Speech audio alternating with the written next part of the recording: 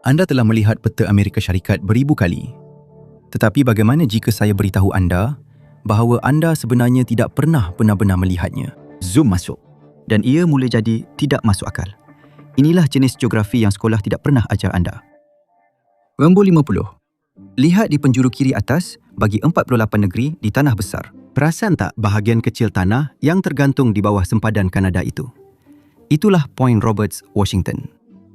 Amerika Syarikat dan Kanada melukis sempadan mereka lurus sepanjang paralel ke-49. Tetapi pembahagian yang lurus itu secara tidak sengaja telah memotong hujung semenanjung tersebut. Sebahagian kecil kekal milik Amerika, tetapi ia terpisah dari seluruh negeri Washington. Tiada laluan darat terus ke tanah besar. Satu-satunya cara masuk atau keluar dengan kereta ialah pergi ke utara, masuk ke Kanada dan kemudian masuk semula ke Amerika Syarikat berhampiran Blaine. Ini bermakna kira-kira 1,200 rakyat Amerika perlu melintasi dua sempadan antarabangsa hanya untuk sampai ke negeri mereka sendiri. Kemudahan seperti air dan elektrik datang dari Kanada dan selama bertahun-tahun, kanak-kanak tempatan menaiki bas melalui negara lain hanya untuk pergi ke sekolah. Peta mempunyai tepi, sudut dan garis pantai. Tetapi satu tempat menuntut sesuatu yang jauh lebih sukar untuk ditemui. Nombor 49. Jika saya beritahu anda bahawa jantung Amerika terletak di ladang jerami di Lebanon, adakah anda akan percaya? Maksud saya, Lebanon, Kansas. Di sebuah bandar yang hanya mempunyai kira-kira 200 orang, tiada monumen besar atau tarikan pelancong. Kebanyakan hari, jalan batu kerikil itu lebih banyak dilalui angin daripada kenderaan. Lokasi itu dikira pada tahun 1918 apabila juru ukur memotong bentuk Amerika Syarikat yang bersambung daripada cardboard dan mengimbangkannya di atas pin sehingga ia mencapai keseimbangan sempurna. Itulah yang menjadi pusat geografi negara. Hari ini, ia hanya ditandai dengan sebuah plak kecil dan meja berkelah di atas rumput. Kebanyakan tempat mengambil masa bertahun-tahun untuk menonjolkan diri. Tempat ini secara tidak sengaja menjadi tidak dapat dilupakan. Nombor 48. Beberapa bandar bertelagah selama bertahun-tahun tentang apa yang hendak dipanggil diri mereka. Namun salah satu daripadanya akhirnya mengalah. Di pergunungan barat Colorado terletaknya No Name. Kira-kira 120 orang tinggal di sana, terletak di sebelah timur Glenwood Springs. Kebanyakan orang menganggap kru lebuh raya yang menamakannya. Ceritanya, seorang pekerja meninggalkan papan tanda keluar itu kosong dan nama itu terus kekal. Ia adalah cerita yang menarik, tetapi ia juga salah. Sejarawan tempatan mempunyai rekod orang tinggal di sini sejak tahun 1870-an. Tempat ini telah dinamakan lama sebelum lebuh raya antara negeri, iaitu sempena No Name Creek dan No Name Canyon.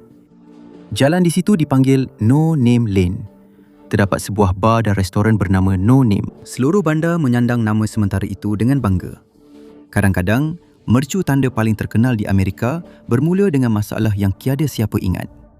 Nombor 47. Bandar Atlantic City mempunyai laluan papan terpanjang di dunia dan ia bermula sebagai penyelesaian mudah kepada satu masalah yang menjengkelkan. Pada tahun 1870, pasir dari pantai sering terbawa masuk ke hotel-hotel berdekatan. Jadi, seorang pemilik hotel tempatan mencadangkan untuk membina laluan kayu di sepanjang pesisir pantai. Versi pertama hanya selebar 8 kaki dan setiap musim sejuk, pekerja akan membuka laluan itu dan menyimpan papan-papan tersebut sehingga musim berikutnya. Namun, idea itu terbukti sangat berjaya sehingga laluan papan tersebut terus diperluaskan. Hari ini, ia membentang kira-kira 4 batu merentasi Atlantic City dan mencapai kira-kira 5,5 batu apabila disambungkan dengan Vanna yang bersebelahan. Namun, tidak semua yang ada pada peta dan bendera masih wujud di dunia nyata. Nombor 46. Lihatlah pada bendera negeri California dan anda akan nampak seekor beruang grizzly melintasi bahagian tengahnya. Carilah beruang yang sama di alam liar dan anda tidak akan menemuinya. California dahulunya menjadi habitat kepada ribuan beruang grizzly. Tetapi dekad-dekad pemburuan dan penjebakan telah menyebabkan mereka pupus. Beruang terakhir yang diketahui telah ditembak di daerah Tulare pada tahun 1922 dan penampakan terakhir berlaku 2 tahun kemudian di Taman Negara Sequoia. Kemudian, mereka hilang. California tidak menamakan beruang grizzly sebagai haiwan rasmi negerinya sehingga tahun 1953, hampir 30 tahun selepas ia lenyap. Jadi negeri itu memilih sebagai simbolnya seekor makhluk yang telah pun hilang. Malah, beruang di atas bendera yang dikenali sebagai monark menghabiskan tahun-tahun terakhirnya di zoo bandar. Garis-garis pada peta kelihatan kekal, tetapi alam semula jadi selalunya tidak bersetuju. Nombor 45. Sungai Mississippi tidak mahu kekal di satu tempat. Selama beribu-ribu tahun, ia sentiasa berubah, meninggalkan saluran lama dan membentuk saluran baru. Dan tekanan itu sedang meningkat semula. Sedikit ke hulu dari Baton Rouge, Louisiana, terdapat sebuah sungai yang lebih kecil, dipanggil Atchafalaya. Dan ia menawarkan laluan yang lebih pendek dan curam ke Teluk Meksiko. Dan air sentiasa memilih laluan yang paling mudah. Itu bermakna, Sungai Mississippi sepatutnya telah menukar laluannya beberapa dekad yang lalu. Jika itu berlaku, bandar seperti Baton Rouge dan New Orleans mungkin akan ditinggalkan di tepi kawasan air mati yang bertakung.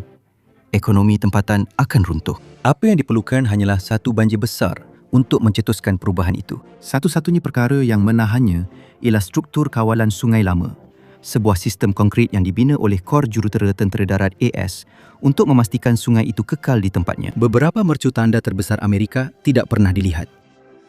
Nombor 44. Beberapa puncak paling dramatik di pantai timur tersembunyi di bawah air. Satu rangkaian gunung berapi mati membentang lebih dari 1,000 batu dari New England menuju Bermuda. Gunung Laut Bear yang tertua dilitupi oleh terumbu karang yang berusia ribuan tahun. Sementara makhluk laut dalam yang pelik hanyut melalui air sejuk di sekitarnya. Para saintis hanya boleh meneroka puncak-puncak ini dengan kapal selam robotik. Terdapat lebih banyak peta terperinci tentang Marikh berbanding banjaran bawah air ini. Rangkaian ini terbentuk berjuta-juta tahun lalu apabila Amerika Utara hanyut di atas titik panas mantel yang dalam, meninggalkan jejak gunung ganang yang kekal tersembunyi di bawah Atlantik sejak itu. Apabila bercakap tentang skala, beberapa daerah di Amerika Syarikat memilih untuk menjadi sangat besar. Nombor 43. Daerah San Bernardino memang luar biasa. Ia meliputi lebih daripada 20,000 batu persegi. Itu menjadikannya lebih besar daripada 9 negeri di Amerika Syarikat. Anda boleh memasukkan mana-mana satu daripada Rhode Island, Delaware, Connecticut, Hawaii, New Jersey, New Hampshire, Massachusetts, Maryland dan Vermont ke dalam sempadannya. Dan masih ada ruang yang berbaki. Ia membentang dari pinggir Los Angeles hingga ke sempadan Nevada.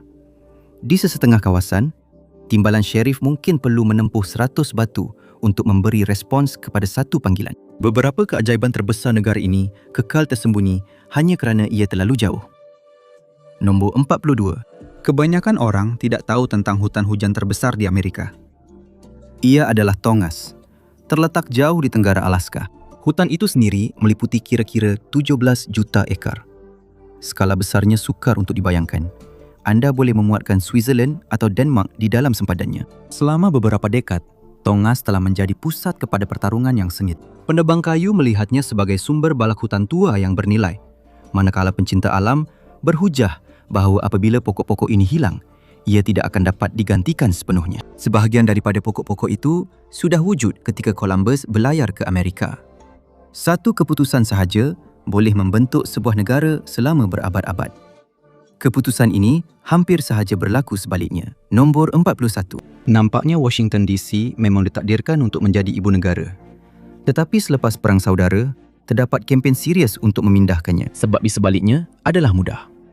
Sebuah ibu negara di pantai timur di hujung negara kurang masuk akal untuk sebuah negara yang berkembang pesat ke arah barat. Ramai yang percaya pusat pemerintahan sepatutnya dipindahkan lebih dekat ke tengah negara. Jadi pada tahun 1869, para penyokong berkumpul di St. Louis dan mencadangkannya sebagai pengganti yang ideal. Tetapi pada masa itu, Washington sudah menjadi terlalu kukuh. Kerajaan telah melaburkan wang ke dalam bangunan-bangunan persekutuan, termasuk kubah Kapitol yang baru siap dibina. Ahli politik dari timur tidak begitu berminat untuk meninggalkannya. Idea itu seringkali muncul semula, tetapi ia sentiasa menerima nasib yang sama. Terlalu banyak yang telah dibina, terlalu banyak kuasa. Jadi ibu negara kekal di tempat asalnya. Sejarah tidak selalu berlaku di tempat yang anda jangkakan. Kadang-kadang, ia bermula di sebuah rumah brownstone. Nombor 40. 1520 Sedgwick Avenue mempunyai tempat istimewa dalam sejarah muzik. Pada 11 Ogos 1973, seorang remaja bernama Clive Campbell atau DJ Kool Herc sedang mengadakan parti sempena kembali ke sekolah. Semasa menjadi DJ, dia perasan bahawa orang ramai menjadi sangat teruja ketika bahagian drum pendek dalam lagu dimainkan. Jadi dia mula memanjangkan bahagian drum itu menggunakan dua salinan rekod yang sama untuk mengulanginya. Tanpa disedari, hip-hop telah lahir. Tiada siapa pun tahu bahawa mereka sedang menyaksikan permulaan sesuatu yang istimewa. Dari satu alamat di Bronx itu, satu budaya telah tersebar ke seluruh dunia. Satu tempat di peta telah mengubah muzik selama-lamanya. Dan peta juga boleh membuat seluruh negeri nampak pelik. Nombor 39. Michigan dikelilingi oleh Kanada. Utara, timur, selatan dan barat, kemana sahaja anda pandang, ada Kanada. Ia kedengaran mustahil, tetapi semuanya disebabkan oleh tasik-tasik besar. Dua semenanjung Michigan mengelilingi tasik-tasik itu dan tanah Kanada berada di hampir setiap sisinya. Tapi itu bukan bahagian yang pelik. Jika anda memandu terus ke selatan dari pusat bandar Detroit, anda tidak akan masuk lebih jauh ke dalam AS. Anda akan menyeberangi sungai ke Windsor, Ontario. Dalam arti kata lain, Detroit sebenarnya terletak di utara Kanada. Tiada negeri lain yang dikelilingi seperti itu. Setiap bentuk pelik di atas peta ada ceritanya. Yang ini mempunyai pencipta yang sangat degil. Nombor 38. Missouri mempunyai satu bahagian kecil yang pelik tergantung di bahagian selatannya, menjulur ke bawah ke kawasan yang sepatutnya milik Arkansas. Orang memanggilnya sebagai Tumit Butte Dan ia wujud kerana seorang pemilik tanah yang degil, John Hardeman Walker. Semasa sempadan Missouri sedang dilukis pada awal 1800-an, Dia berusaha keras untuk memastikan tanahnya kekal dalam negeri itu. Dia melobi Kongres sehingga sempadan itu dibengkokkan ke selatan hanya untuk memasukkannya. Ketegasan seorang lelaki boleh membentuk keseluruhan peta. Dan beberapa mercu tanda menjadi begitu terkenal, tiada siapa sedar ia sebenarnya satu penipuan. Nombor 37. Semua orang fikir Grand Canyon adalah titik paling dalam di Amerikas. Hell's Canyon terletak di sepanjang sempadan Idaho dan Oregon, diukir oleh Sungai Snake selama berjuta-juta tahun. Ia menjunam hampir 8,000 kaki dari tebing ke sungai dan itu kira-kira 2,000 kaki lebih dalam daripada Grand Canyon. Tetapi landscape yang paling dramatik tidak semestinya dapat dilihat. Nombor 36. Pada pandangan pertama, Monterey Bay di California kelihatan tenang dan damai. Tetapi di bawah ombak, terdapat sebuah ngarai sedalam satu batu penuh. Ngarai Monterey membelah hampir 100 batu merentasi dasar laut dan menjunam terus ke dalam kegelapan sepenuhnya. Ngarai ini sentiasa bergerak berkat tanah runtuh bawah air yang kerap berlaku dan mengubah bentuk dasar laut setiap beberapa bulan. Apa sahaja yang terperangkap di dalamnya boleh ditarik ke dalam laut dalam. Sesetengah nombor kedengaran macam tak masuk akal sehingga anda melihat buktinya. Nombor 35. Kentucky merupakan tempat tinggal kira-kira 4.5 juta orang. Ia juga menyimpan kira-kira 16 juta tong bourbon yang sedang diperam. Itu bermakna lebih daripada 3 tong untuk setiap penduduk. Sebahagian besar daripadanya disimpan di dalam rumah simpanan kayu besar yang dipanggil Rick House, di mana seluruh tingkat dipenuhi tong-tong dari penyulingan seperti Jim Beam dan Maker's Mark sehingga ke siling. Gudang-gudang ini tersebar di seluruh negeri, menjadikan kawasan luar bandar yang kecil sebagai sebuah industri global yang menyumbang sekitar $9 bilion setahun kepada ekonomi negeri. Dan pada malam yang tenang berhampiran Rick House, anda sebenarnya boleh menghidu bau whisky yang tersejat ke udara, dikenali sebagai Angel's Share. Kebanyakan tempat menyesuaikan diri dengan geografi. Tempat ini pula menyesuaikan jam. Nombor 34. Nevada menggunakan waktu Pasifik, kecuali satu bandar kecil, West Wendover, terletak bersebelahan sempadan Utah dan menetapkan jamnya mengikut waktu gunung. Itu menjadikannya 1 jam lebih awal daripada seluruh Nevada. Sebabnya adalah wang.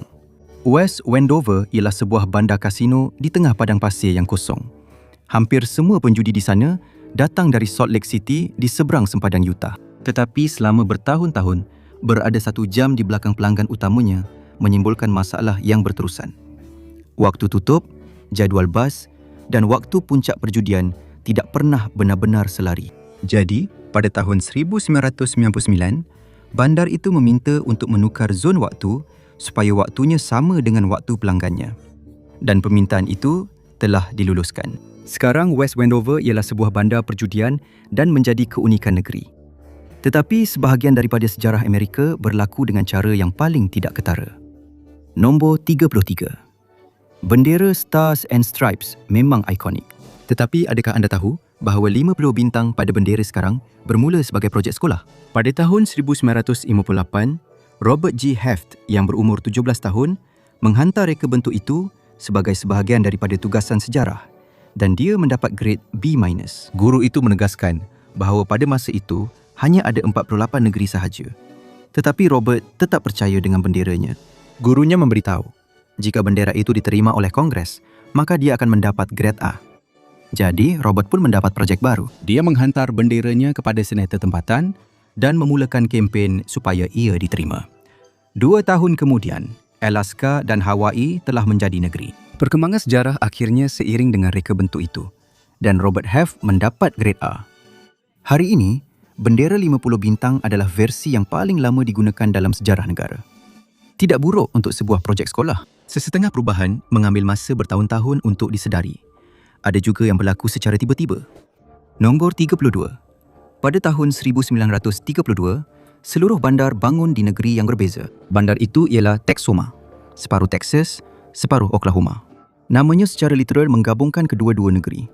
Selama bertahun-tahun, sempadan berjalan terus melalui bandar itu. Kemudian, satu tinjauan baru mendedahkan garisan itu salah. Jadi dalam sekelip mata, sempadan itu berpindah ke selatan. Tiba-tiba, bank, Pejabat pos dan kebanyakan perniagaan berada di negeri yang berbeza sama sekali. Malah hingga hari ini, satu daerah sekolah berkhidmat untuk kedua-dua belah pihak. Murid-murid sekolah boleh berjalan dari bilik darjah Oklahoma ke padang bola Texas, melintasi garisan negeri tanpa sedar pun. Nombor 31. Amerika Syarikat tidak mempunyai bahasa rasmi. Ini kerana Kongres tidak mahu mengasingkan rakyat awal yang bertutur dalam bahasa Jerman, Belanda atau Perancis. Bahasa Inggeris hanyalah bahasa yang biasa digunakan. Keadaan itu kekal sehingga 1 Mac 2025 apabila Presiden Donald Trump menandatangani satu perintah eksekutif yang menyatakan bahawa bahasa Inggeris kini menjadi bahasa rasmi Amerika Syarikat. Walaupun ia bukan undang-undang, agensi persekutuan perlu menggunakan bahasa Inggeris dalam aktiviti harian mereka. Namun beberapa kisah Amerika yang paling membingungkan sebenarnya bukan buatan manusia langsung. Nombor 30. Di timur laut Utah, Sungai Green tidak peduli tentang bentuk muka bumi. Sebaliknya, daripada mengalir mengelilingi pergunungan Uinta, ia memotong terus melaluinya. Selama bertahun-tahun, tiada siapa tahu bagaimana. Kemudian pada awal tahun 2026, para penyelidik berjaya menyelesaikan misteri itu. Satu jisim batuan yang padat telah tenggelam ke dalam bumi jauh di bawah tanah dan menarik gunung-gunung itu turun bersamanya. Sungai itu kekal di laluan asalnya, mengukir laluan yang sama sepanjang masa. Kemudian, puncak-puncak gunung itu naik semula mengelilinginya. Kadang-kadang, geologi tidak memerlukan ribuan tahun untuk mengubah landscape. Ia boleh melakukannya hanya dalam beberapa hari. Nombor 29. Kawasan Channel Scapelands di timur Washington kelihatan seperti planet lain. Kebanyakan kawasan ini adalah tanah pertanian, tetapi di sini, ia adalah tanah terbiar yang tandus. Tebing-tebing menjunam ratusan kaki. Air terjun gergasi kering kontang. Sebenarnya, salah satu daripadanya lebih besar daripada air terjun Niagara. Seluruh kawasan ini dipenuhi dengan saluran banjir kering, kuli dan air terjun. Selama beberapa dekad, ahli geologi menegaskan kawasan ini terbentuk secara perlahan. Seorang saintis, J. Harlan Bratz, tidak bersetuju. Beliau berhujah bahawa satu banjir besar telah mencipta semuanya sekaligus. Dan beliau memang betul. Pada penghujung zaman ais yang lalu, sebuah tasik besar telah memecahkan empangan aisnya berulang kali. Tembok air yang besar melanda seluruh kawasan, menanggalkan tanah dan mendedahkan batuan terdedah dalam beberapa hari sahaja. Beberapa dekad kemudian, Bratz telah dianugerahkan Penrose Medal, kehormatan tertinggi dalam bidang geologi, 2 tahun sebelum beliau meninggal dunia pada usia 98 tahun. Kadang-kadang, versi sejarah yang paling terkenal juga adalah yang paling kurang tepat. Nombor 28. Hollywood menggambarkan koboi sebagai individu yang bersendirian merentasi padang rumput. Namun, kisah sebenar-sebenarnya jauh lebih menarik. Selepas Perang Saudara, rombongan penggiringan lembu bergerak pesat ke utara dari Texas menuju landasan kereta api. Dalam banyak penggembalaan itu, seramai 1 daripada 4 koboi adalah berkulit hitam. Sebahagian daripada mereka dilahirkan sebagai hamba dan menjadi penunggang kuda terbaik di padang rumput. Pada kemuncak penggembalaan itu, antara 5,000 hingga 9,000 koboi berkulit hitam bekerja di padang, menggembala lembu. Seorang koboi berkulit hitam bernama Bill Pickett mencipta teknik rodeo yang dikenali sebagai Gusti Lembu, yang masih dipersembahkan hingga ke hari ini. Dia juga merupakan bintang koboi berkulit hitam pertama yang muncul dalam filem pada tahun 1920-an. Seorang lagi, Bass Reeves, melarikan diri daripada perhambaan dan menjadi timbalan Marshal AS. Bukan setiap tempat di AS dinamakan dengan teliti. Ada bandar yang wujud apabila semua orang berputus asa. Nombor 27. Terdapat sebuah bandar di Carolina Utara yang dipanggil Why Not? Dan nama itu datang daripada rasa kecewa semata-mata. Apabila penduduk tempatan berkumpul untuk menamakan bandar itu, setiap cadangan menimbulkan satu lagi pertengkaran. Berjam-jam berlalu dan tiada siapa yang dapat bersetuju. Akhirnya, seorang penduduk yang keletihan mengangkat kedua-dua tangannya tanda putus asa dan berkata, "Kenapa tidak sahaja namakan ia Why Not?" Semua orang di dalam bilik itu bersetuju dan begitulah keputusannya. Dan pelawat sering berhenti untuk mengambil gambar papan tanda bandar itu sebelum meneruskan perjalanan ke Ira, Carolina Utara yang berdekatan. Kadang-kadang nama bandar terbaik terjadi secara tidak sengaja. Amerika Syarikat terkenal dengan kecintaan mereka terhadap makanan segera.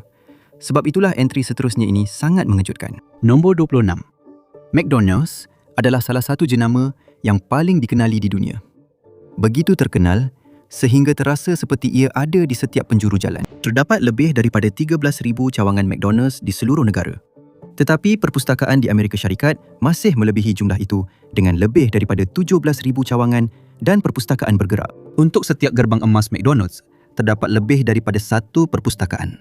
Dan di sesetengah komuniti, perpustakaan bukan sekadar tempat untuk meminjam buku. Ada yang meminjamkan peralatan, benih, joran memancing dan teleskop. Itu semua tak ada dalam set Happy Meal. Ada idea apa nama bandar paling popular di Amerika Syarikat? Jom kita cari bersama. Nombor 25.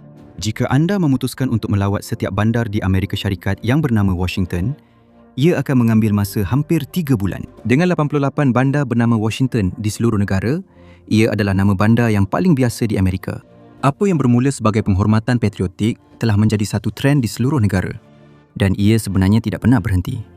Di tempat kedua ialah Springfield dengan 41 bandar. Jadi, lebih 200 tahun kemudian, George Washington terus membentuk Amerika.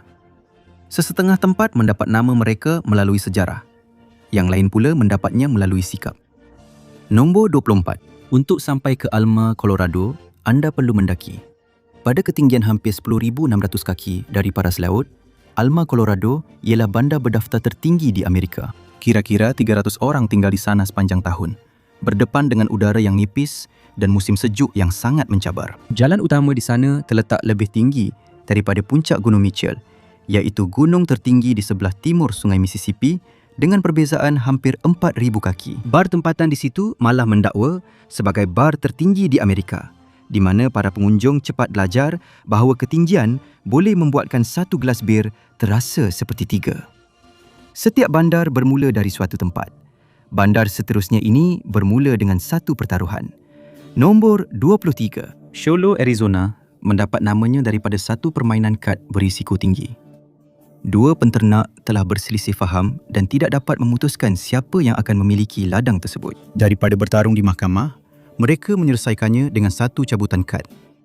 Ladang itu akan diberikan kepada sesiapa yang menarik kad paling rendah. Seorang lelaki membalikkan 2 kelab dan memenangi semuanya. Yang kalah menunggang pergi dan tangan yang menang itu memberikan nama kepada bandar masa depan tersebut. Hari ini, jalan utama dipanggil Deuce of Clubs dan 2 kelab itu muncul pada papan tanda di seluruh bandar. Mereka kata hidup sentiasa mencari jalan dan lokasi seterusnya membuktikannya. Nombor 22.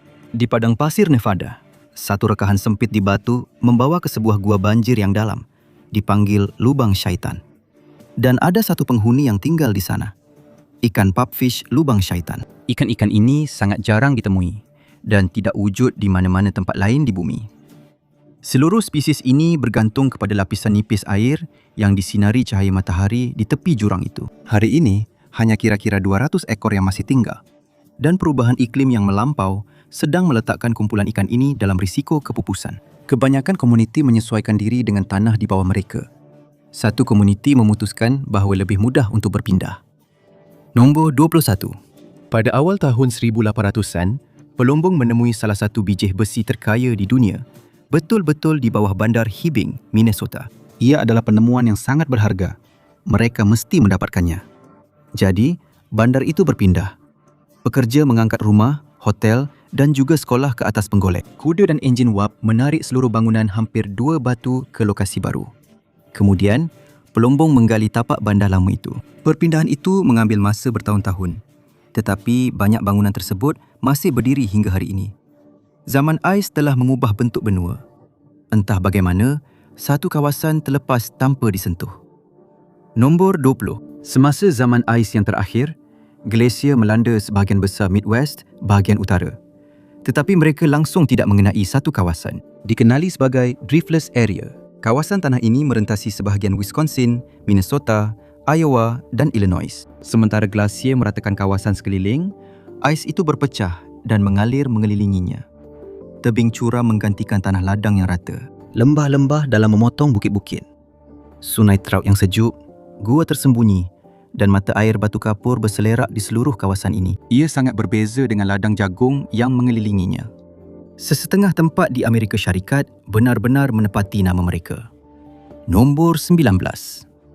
Selamat datang ke pintu maut. Selat sempit menghubungkan Green Bay ke Tasik, Michigan, dan ia dipenuhi arus kuat serta terumbu tersembunyi.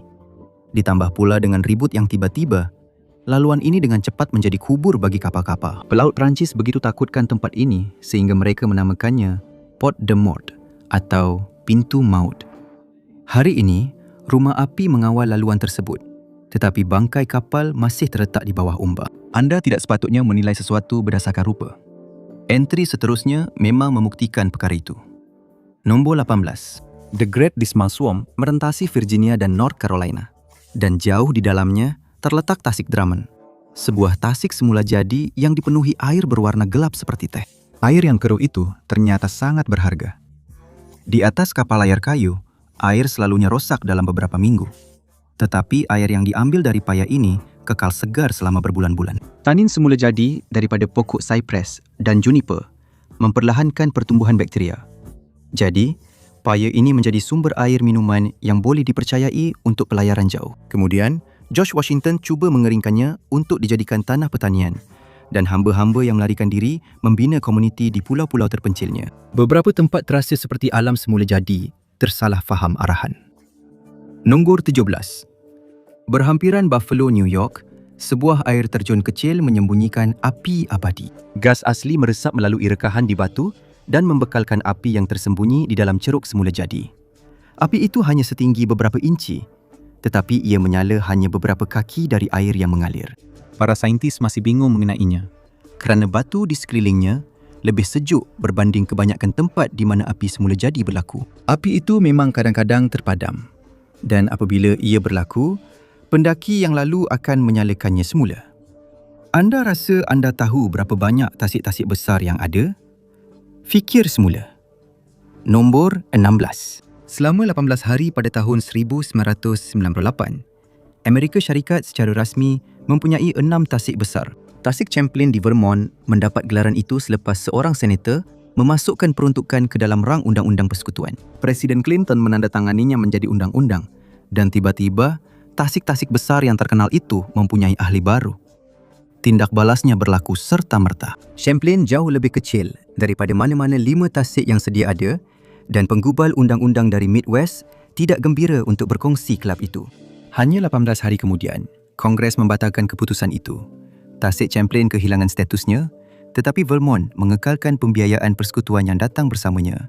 Jadi sekurang-kurangnya ada bonus. Sejarah penuh dengan detik-detik dramatik. Kisah ini adalah tentang apa yang berlaku selepas semua orang berhenti memberi perhatian.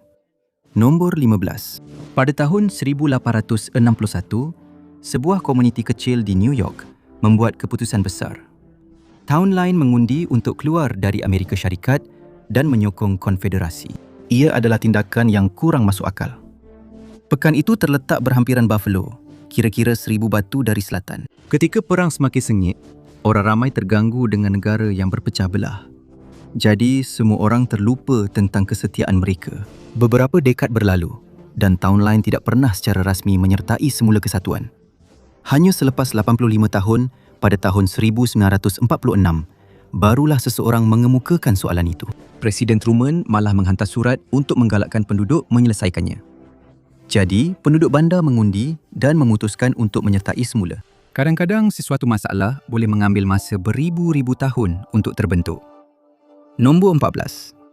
Air mengalir masuk ke tasik Great Salt di Utah dan tidak mengalir keluar.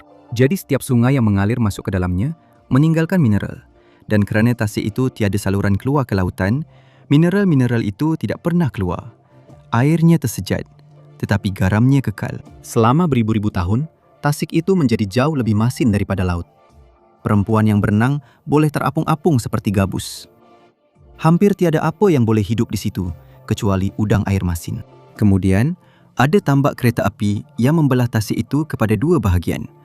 Oleh kerana kedua-dua belah hampir tidak bercampur, satu bahagian selalunya kelihatan biru kehijauan, manakala satu lagi menjadi merah jambu terang. Tetapi semua mineral itu menimbulkan satu masalah besar. Menjelang pertengahan tahun 2020-an, tasik itu telah mengecil ke paras terendah dalam sejarah. Dasar tasik yang terdedah mula menghantar debu yang mengandungi arsenik ke arah Salt Lake City, memaksa pegawai untuk memantau keadaan itu seperti ancaman cuaca. Dengan pengekstrakan mineral yang semakin meningkat, keadaannya hanya akan menjadi lebih teruk. Namun, kadang-kadang alam suka mengubah keadaan. Nombor 13. Mono Lake, California, membina sebuah hutan daripada batu. Mata air yang kaya dengan mineral muncul dari dasar tasik, membentuk menara batu kapur yang pelik dipanggil tufa. Selama berabad-abad, ia tumbuh di bawah permukaan, tidak kelihatan. Kemudian, Los Angeles mengalihkan aliran sungai yang mengalir ke tasik itu. Apabila paras air menurun, menara-menara itu muncul, membentuk seluruh hutan batu. Akhirnya, mahkamah memerintahkan Los Angeles untuk mengurangkan pengalihan airnya dan tasik itu mula naik semula. Kebanyakan bencana berlaku dalam satu hari, tetapi yang seterusnya ini mengambil masa beberapa generasi. Nombor 12. Seabad yang lalu, Pulau Holland merupakan sebuah komuniti yang berkembang maju di Teluk Chesapeake, Maryland. Dengan hampir 360 penduduk, ia mempunyai segala yang mereka perlukan. Rumah, kedai, sebuah gereja, sebuah sekolah dan pasukan baseball. Hari ini, ia hampir lenyap. Pulau itu terletak di atas lumpur dan tanah liat yang lembut, dan teluk itu perlahan-lahan memakannya. Keluarga-keluarga mula mengapungkan rumah kayu mereka ke tanah besar satu demi satu apabila bandar itu semakin mengecil. Sebuah rumah bertahan lebih lama daripada yang lain. Pemiliknya mengelilinginya dengan beg pasir untuk menghalang air masuk. Kemudian pada tahun 2010, rumah terakhir di Pulau Holland runtuh ke dalam teluk. Ketika air surut, beberapa batu nisan yang retak masih timbul dari air. Di tempat tanah perkuburan gereja pernah berdiri. Tidak banyak misteri yang lebih mengecewakan daripada bukti tanpa penjelasan. Nombor 11. Di Racetrack Playa di Death Valley, batu-batu berat bergerak sendiri melintasi padang pasir, meninggalkan jejak panjang yang berliku di belakangnya. Sebahagian daripada batu-batu itu seberat ratusan paun, tetapi ia masih meluncur dengan mudah di atas lumpur kering. Selama beberapa dekad, tiada siapa yang dapat menjelaskannya. Tiada jejak kaki, tiada pengusik. Hanya batu-batu yang bergerak di atas dasar tasik yang kosong. Orang ramai menyalahkan angin kencang, daya magnet, malah makhluk asing. Kemudian, pada tahun 2014, para saintis berjaya melihatnya berlaku. Selepas hujan, lapisan ais nipis terbentuk pada waktu malam. Menjelang pagi, ais itu pecah dan terapung di atas lumpur yang licin. Malah tiupan angin yang lemah pun boleh menolaknya, dan batu-batu itu turut bergerak bersama ais tersebut. Seterusnya, komuniti yang paling kecil selalunya mempunyai kisah seram. Nombor 10. Daerah Kalawao, Hawaii, kini mempunyai kurang daripada 100 penduduk. Selama lebih satu abad, itu bukanlah satu pilihan dan tiada siapa dibenarkan keluar. Selama lebih satu abad, tempat itu berfungsi sebagai koloni pesakit kusta. Pesakit diambil dari keluarga mereka dan dihantar ke sini.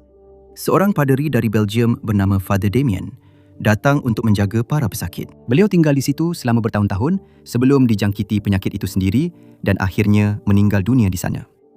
Lebih satu abad kemudian, beliau telah diangkat sebagai seorang santo. Apabila sebuah bandar memerlukan sesuatu, ia akan melakukan apa sahaja untuk mendapatkannya. Nombor 9. Pada tahun 1938, Massachusetts telah memadamkan 4 bandar dari peta. Dana, Enfield, Greenwich dan Prescott. Semuanya hilang. Boston memerlukan lebih banyak air. Jadi, negeri itu menenggelamkan seluruh lembah untuk membina takungan Quabbin. Keluarga-keluarga terpaksa meninggalkan rumah yang dibina oleh nenek moyang mereka. Bangunan-bangunan dirobohkan dan tanah perkuburan digali semula. Malah orang yang telah meninggal dunia pun terpaksa dipindahkan. Kemudian lembah itu ditutup dan dibiarkan dipenuhi air. Hari ini, Takungan itu membekalkan air minuman kepada jutaan orang di sekitar Boston. Dan pada tahun-tahun yang sangat kering, jalan-jalan lama dan asas batu boleh kelihatan. Kadang-kadang, cara terbaik untuk memahami peta adalah dengan melihatnya dari atas. Nombor 8. Kebanyakan orang membayangkan Georgia sebagai kawasan ladang yang beralun dan kebun pik. Kemudian mereka melihat Brasstown Bald. Pada ketinggian hampir 4,800 kaki, ia adalah titik tertinggi di negeri itu. Pada hari yang cerah, anda boleh melihat 4 negeri sekaligus: Georgia, Tennessee, Carolina Utara dan Carolina Selatan. Kadang-kadang orang boleh nampak Atlanta hampir 80 batu jauhnya. Penampilan boleh mengelirukan dan dalam kes seterusnya ini sangat mengelirukan. Nombor 7. Pando kelihatan seperti sebuah hutan, tetapi sebenarnya bukan. Tersebar di kawasan seluas kira-kira 100 ekar di lereng Bukit Utah, terdapat sekitar 47,000 pokok quaking aspen. Setiap batang pokok adalah sama secara genetik dan disambungkan kepada satu sistem akar bawah tanah yang sama. Hutan yang besar ini sebenarnya adalah satu organisme hidup. Para saintis percaya akarnya telah bertahan selama ribuan tahun. Mengikut berat, ia mungkin merupakan benda hidup paling berat di bumi, lebih berat daripada ikan paus biru atau sequoia gergasi. Tetapi ia sedang diancam. Rusa, kemarau dan penyakit perlahan-lahan melemahkannya.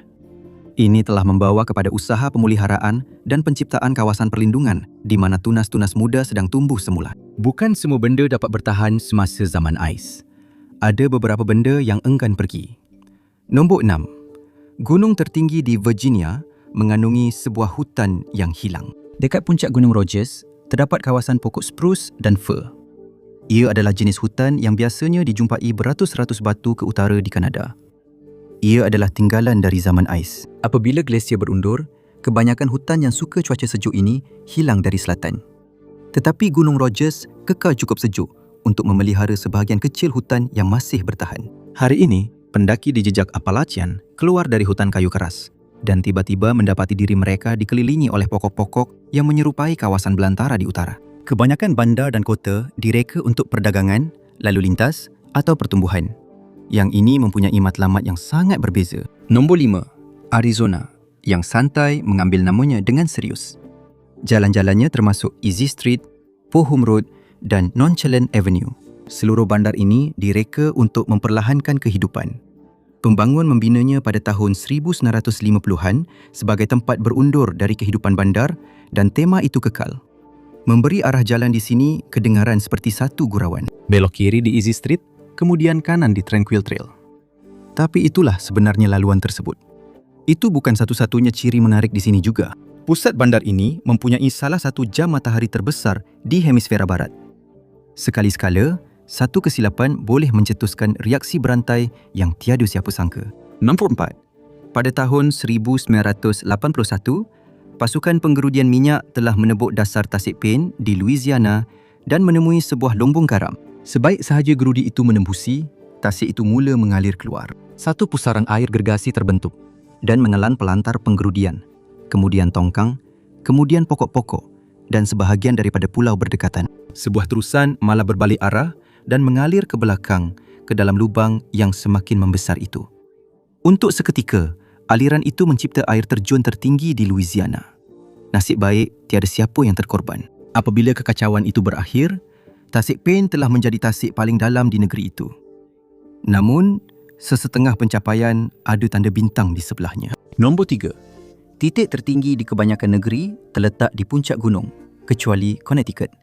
Titik tertingginya berada di pertengahan cerun Gunung Frizzle. Puncak sebenar terletak betul-betul di seberang sempadan di Massachusetts. Jadi ketinggian tertinggi Connecticut sebenarnya milik gunung orang lain. Ia sedikit seperti berbangga memiliki bangunan tertinggi di bandar, sedangkan anda hanya memiliki tingkat ketiga sahaja. Setiap budaya mempunyai cerita dan legenda, dan kadang-kadang ia berasaskan kebenaran. Nombor 2. Selama beberapa generasi, orang asli menceritakan kisah tentang sebuah jambatan semula jadi yang merentangi Sungai Columbia. Kononnya, orang boleh berjalan melintasi sungai itu di atas tanah kering. Bagi ramai orang, ia kedengaran seperti satu mitos. Kemudian, ahli geologi menemui bukti berlakunya tanah runtuh besar yang pernah menghalang sungai itu sepenuhnya. Sisa runtuhan itu membentuk sebuah empangan semula jadi yang begitu besar, sehingga orang ramai boleh menyeberangi Sungai Columbia dengan berjalan kaki. Akhirnya, sungai itu berjaya menembusi dan mengambil semula laluannya, dan jambatan itu pun hilang. Namun, ingatan tentangnya masih kekal. Hari ini, sebuah jambatan besi berdiri hampir di lokasi yang sama. Walaupun kita hidup dalam dunia yang saling berhubung, masih ada satu tempat di mana dunia moden lenyap. Nombor 1. Lokasi paling terpencil di 48 negeri di Tanah Besar terletak jauh di dalam Yellowstone. Tetapi untuk sampai ke sana bukanlah mudah. Kawasan yang dikenali sebagai Thoroughfare adalah titik yang paling jauh dari mana-mana jalan di Amerika. Untuk sampai ke sana, memerlukan pendakian lebih daripada 20 batu merentasi kawasan hutan belantara. Tiada isyarat telefon atau stesen ranger dan tiada juga jalan keluar yang mudah. Laluan ini merentasi sungai, Padang rumput terbuka, hutan tebal dan beberapa kawasan dengan kepekatan beruang grizzly tertinggi di negara ini. Ranger taman perlu sampai ke sana dengan menunggang kuda dan perjalanan itu mengambil masa 2 hari penuh. Di sebuah negara yang dihubungkan oleh lebuh raya, lapangan terbang dan menara telefon, kawasan Thoroughfare itu kekal sebagai sesuatu yang jarang. Tempat di mana anda benar-benar bersendirian. Terima kasih kerana bersama saya hari ini. Saya harap anda menikmati video ini. Dan jika anda ingin melihat lebih banyak video seperti ini, sila pertimbangkan untuk melanggan dan aktifkan notifikasi. Ia benar-benar memberi perbezaan. Terima kasih sekali lagi dan saya akan jumpa anda pada masa akan datang di MedPack.